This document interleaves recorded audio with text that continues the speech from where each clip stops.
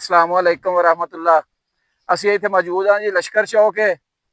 सैयद मसूद शाह साहब सदर अल खिदमत फाउंडेशन जिला भावल नगर सैकटरी जनरल अली मुर्जा जट साहब ते साढ़े वलंटियर सारे मौजूद ने। डॉक्टर खरल साहब भी मौजूद ने, सदर किसान बोर्ड जिला भावल नगर। दिलावर गद्दो का बटू सैकटरी जनरल जे यूथ जिला भावल नगर। यह जगह असी सिलेक्ट की है जी RFI कैंप वास्ते। इत्थे खैमा बस्ती आबाद करांगे, जिवें तुसीं दस्सिया शमालन जनूबों नहीं लावांगे इंशाअल्लाह ताला। हवा का गुजर होगा। पिछे अगर विखान इत्थे साडा नाल अपनी जगह है, इत्थे मैडिकल अपना डंगरां वास्ते जिहड़ा लग्या है कैंप भी लग्या इत्थे साडा। बिजली भी मौजूद है। वाशरूम की सहूलत फिलहाल नहीं है, इंशाअल्लाह ताला वाशरूम की सहूलत भी असी इत्थे पैदा करने आ। आ जिहड़ा पिया इत्थों चुक लवांगे, साफ सुथरी जगह हो चुकी है इंशाअल्लाह। 50 खैमे जिहड़े ने साढ़े को शाम को पहुँचते पे ने।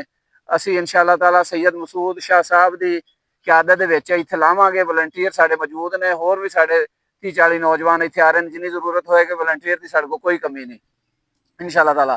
तो शाम को कोशिश करांगे भी लग जाए तो कल इत्थे लोगों को असीं आबाद करांगे। ए पिछे खुली जगह है, लोग अगर जानवरों समेत आउणगे फिर भी असीं उन्हां नूं सहूलत देवांगे। खाना शाना जिहड़ा है वह भी इंशाअल्लाह ताला इत्थे हाँ जी होटल वगैरह कैंप वालियां वास्ते जिहड़ा खाना फ्री है। अपनी मर्जी ना किसी खाना होगा तो बाकी सस्ती रोटी का तंदूर भी चलता है। हाँ जी सस्ती रोटी का तंदूर जिहड़ा है वह भी इत्थे ला रहे हैं इंशाअल्लाह ताला। ते